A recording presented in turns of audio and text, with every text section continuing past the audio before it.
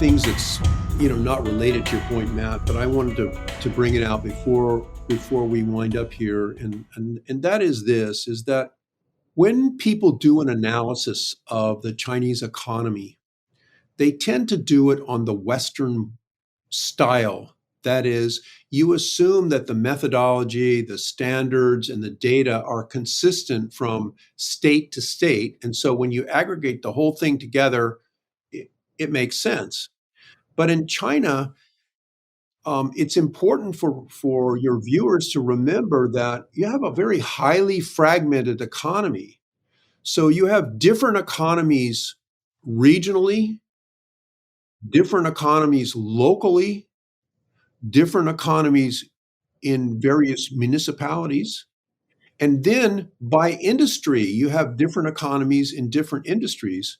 And so one of the things that has made it so difficult to aggregate, get the big picture is that our Western ways of looking at economy don't work because the data is not there.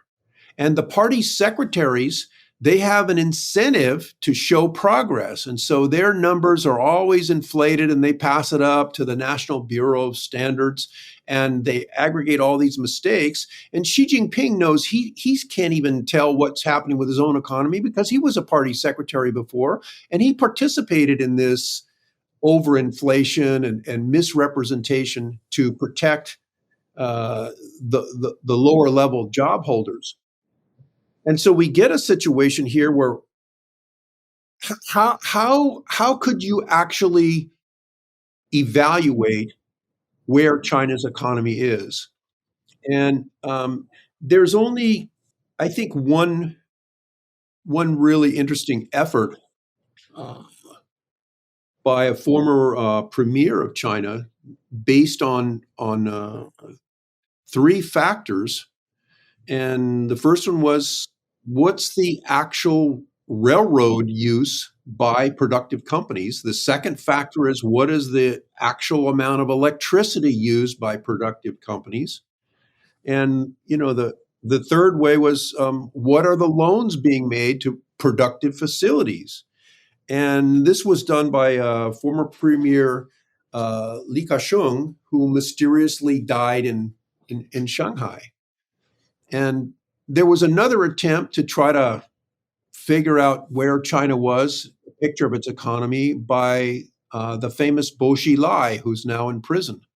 And Bo Xilai never got as far as Li Ka-shing, but he made an attempt. And so I think that it's very difficult going forward, and I would just encourage people to be very wary of folks that are projecting that the whole country is going to fold up like a tent tomorrow and we're going to have another Zimbabwe on our hands. That's not going to happen. What we're going to happen is this leveling out. China's hit the productivity wall. They're going to try to do more hard development.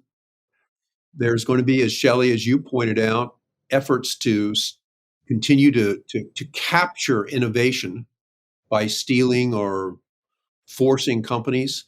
They'll try to hold on to what they've got. And all of this adds to tremendous national security pressures that I hope our White House and our national security advisors are watching, because this kind of stress historically has caused leadership in countries to make irrational mistakes, like an invasion of Taiwan or like an invasion of India or something in the South China Sea. That's the real danger. I mean, it sounds like, based on what you're saying, nobody really knows how the Chinese economy works. I think that is a really, really great statement, Chris. And they make all kinds of predictions. And then they run math based on faulty data to get the results that they want.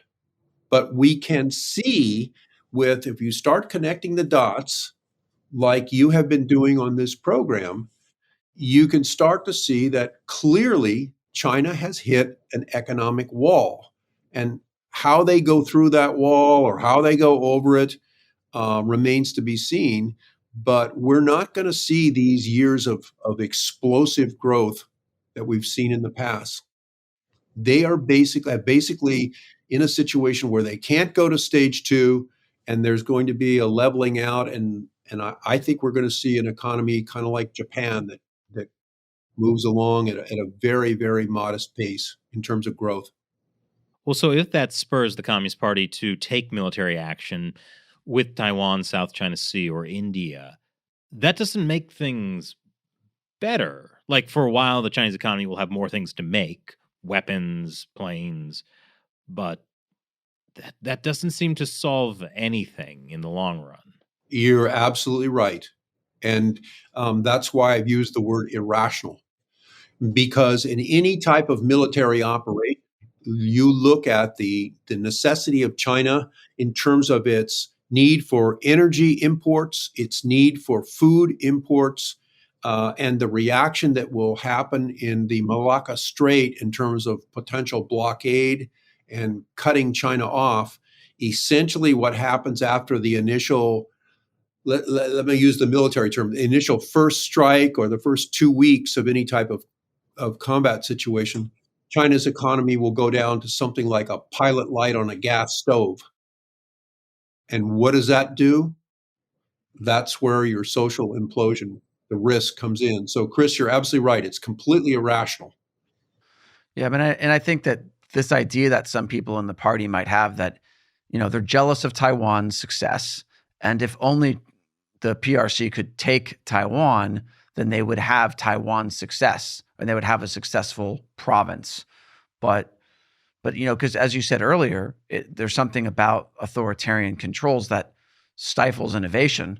Like if Taiwan were fully under the control of the Communist Party, innovation in Taiwan would essentially stop, meaning that the value of holding Taiwan is now extremely limited, Well, economically at least. and that's why you see um, the chip production, TSMC, building plants in Japan and in the U.S. In an effort to diversify its holdings in case something like that were to happen.